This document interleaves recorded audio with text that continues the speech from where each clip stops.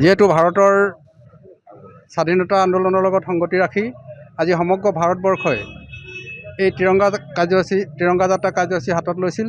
তাৰে অংশস্বৰূপে অসমৰ মাননীয় মুখ্যমন্ত্ৰী তথা অসমৰ ৰাজ্যিক সমিতিৰ নিৰ্দেশ অনুসৰি আমি ঢকুৱাখানা সমষ্টিটো মণ্ডল ৱাইজত তিনিটাকৈ আমি কাৰ্যসূচী হাতত ৰাখিছিলোঁ। তাৰে প্ৰথম কাৰ্যসূচী আছিল 10:30 বজাত পশ্চিম ঢকুৱাখানা মণ্ডলৰ অন্তৰ্গত সোণাৰী চাপৰি গাঁও পঞ্চায়ত কাৰ্যালয়ৰ পৰা আমি শোভাযাত্ৰা উলিয়াইছিলোঁ। ইয়াৰ পিছতে আমি ঢকুৱাখানা গণেশ গগৈ প্ৰেক্ষাগৃহৰ পৰা আমাৰ সকলো কাৰ্যকৰ্তাৰ উপস্থিতিত আমি গান্ধী বনামৰ সমীপলৈকে এটি শোভাযাত্ৰা উলিয়ালোঁ। ইয়াতে আমাৰ দলৰ যি নিৰ্দেশনা সেই নিৰ্দেশনা অটুট ৰাখি আমি সকলোৱে সমবেত হৈ কাৰ্যসূচীভাগ সুন্দৰকৈ সমাপন কৰিছোঁ। যিহেতু ভাৰতবৰ্ষৰ স্বাধীনতা সংগ্ৰামৰ লগত জড়িত বীৰ শ্বহীদসকলৰ আত্মাৰ সদ্গতিৰ অৰ্থে লগতে তেখেতলোকৰ নাম যুগে যুগে যাতে অমৰ হৈ ৰওক তাৰ বাবে আমি এই কাৰ্যসূচী পালন কৰিছোঁ।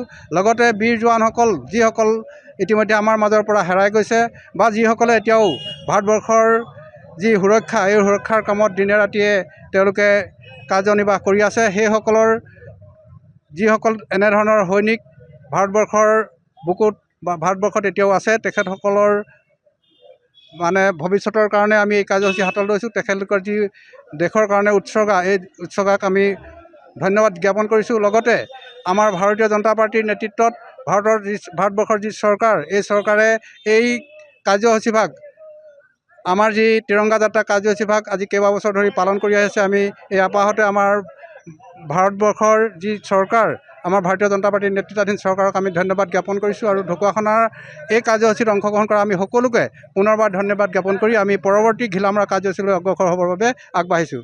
ঢকুৱাখানা জিলা সমিতিৰ ফালৰ পৰা 15 আগষ্টৰ উপলক্ষে আমি সমগ্ৰ অসমৰ লগতে ঢকুৱাখানাবাসী ৰাইজক ধন্যবাদ জ্ঞাপন কৰিছোঁ, শুভেচ্ছা জ্ঞাপন কৰিছোঁ।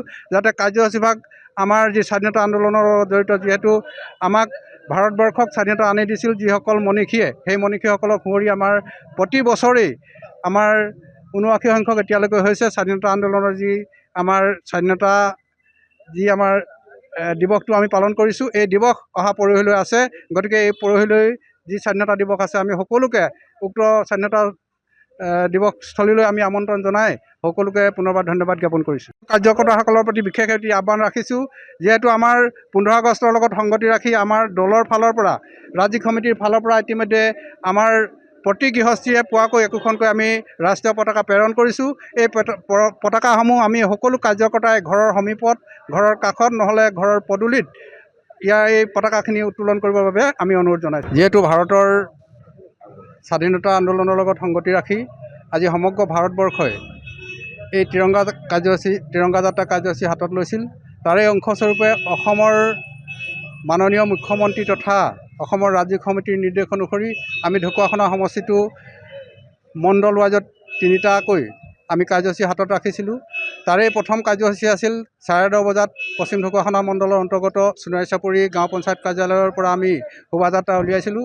ইয়াৰ পিছতে আমি ঢকুৱাখানা গণেশ গগৈ প্ৰেক্ষাগৃহৰ পৰা আমাৰ সকলো কাৰ্যকৰ্তাৰ উপস্থিতিত আমি গান্ধী বনামৰ সমীপলৈকে এটি শোভাযাত্ৰা উলিয়ালোঁ।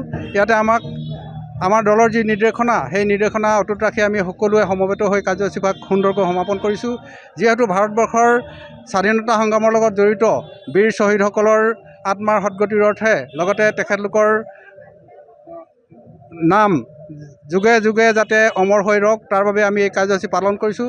লগতে বীৰ জোৱানসকল যিসকল ইতিমধ্যে আমাৰ মাজৰ পৰা হেৰাই গৈছে বা যিসকলে এতিয়াও ভাৰতবৰ্ষৰ যি সুৰক্ষা এই সুৰক্ষাৰ কামত দিনে ৰাতিয়ে তেওঁলোকে কাৰ্যনিৰ্বাহ কৰি আছে, সেইসকলৰ যিসকল এনেধৰণৰ সৈনিক ভাৰতবৰ্ষৰ বুকুত বা ভাৰতবৰ্ষত এতিয়াও আছে, তেখেতসকলৰ ভৱিষ্যতৰ কাৰণে আমি এই কাৰ্যসূচী হাতত লৈছোঁ। তেখেতলোকৰ যি দেশৰ কাৰণে উৎসৰ্গা, এই উৎসৰ্গাক আমি ধন্যবাদ জ্ঞাপন কৰিছোঁ। লগতে আমাৰ ভাৰতীয় জনতা পাৰ্টীৰ নেতৃত্বত ভাৰতবৰ্ষৰ যি চৰকাৰ, এই চৰকাৰে এই কাৰ্যসূচীভাগ আমাৰ যি তিৰংগা যাত্ৰা কাৰ্যসূচীভাগ আজি কেইবাবছৰ ধৰি পালন কৰি আহিছে। আমি এই আপাহতে আমাৰ ভাৰতবৰ্ষৰ যি চৰকাৰ, আমাৰ ভাৰতীয় জনতা পাৰ্টীৰ নেতৃত্বাধীন চৰকাৰক আমি ধন্যবাদ জ্ঞাপন কৰিছোঁ আৰু ঢকুৱাখানাৰ এই কাৰ্যসূচীত অংশগ্ৰহণ কৰা আমি সকলোকে পুনৰবাৰ ধন্যবাদ জ্ঞাপন কৰি আমি পৰৱৰ্তী ঘিলামৰা কাৰ্যসূচীলৈ অগ্ৰসৰ হ'বৰ বাবে আগবাঢ়িছোঁ। ঢকুৱাখানা জিলা সমিতিৰ ফালৰ পৰা 15 আগষ্টৰ উপলক্ষে আমি সমগ্ৰ অসমৰ লগতে ঢকুৱাখানাবাসী ৰাইজক ধন্যবাদ জ্ঞাপন কৰিছোঁ, শুভেচ্ছা জ্ঞাপন কৰিছোঁ।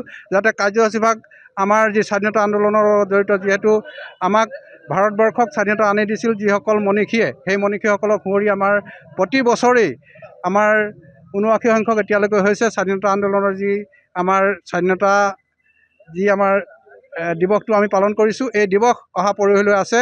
গতিকে এই পৰহিলৈ যি স্বাধীনতা দিৱস আছে, আমি সকলোকে উক্ত স্বাধীনতা দিৱসস্থলীলৈ আমি আমন্ত্ৰণ জনাই সকলোকে পুনৰবাৰ ধন্যবাদ জ্ঞাপন কৰিছোঁ। কাৰ্যকৰ্তাসকলৰ প্ৰতি বিশেষ এটি আহ্বান ৰাখিছোঁ, যিহেতু আমাৰ ১৫ আগষ্টৰ লগত সংগতি ৰাখি আমাৰ দলৰ ফালৰ পৰা, ৰাজ্যিক সমিতিৰ ফালৰ পৰা ইতিমধ্যে আমাৰ প্ৰতি গৃহস্থীয়ে পোৱাকৈ একোখনকৈ আমি ৰাষ্ট্ৰীয় পতাকা প্ৰেৰণ কৰিছোঁ।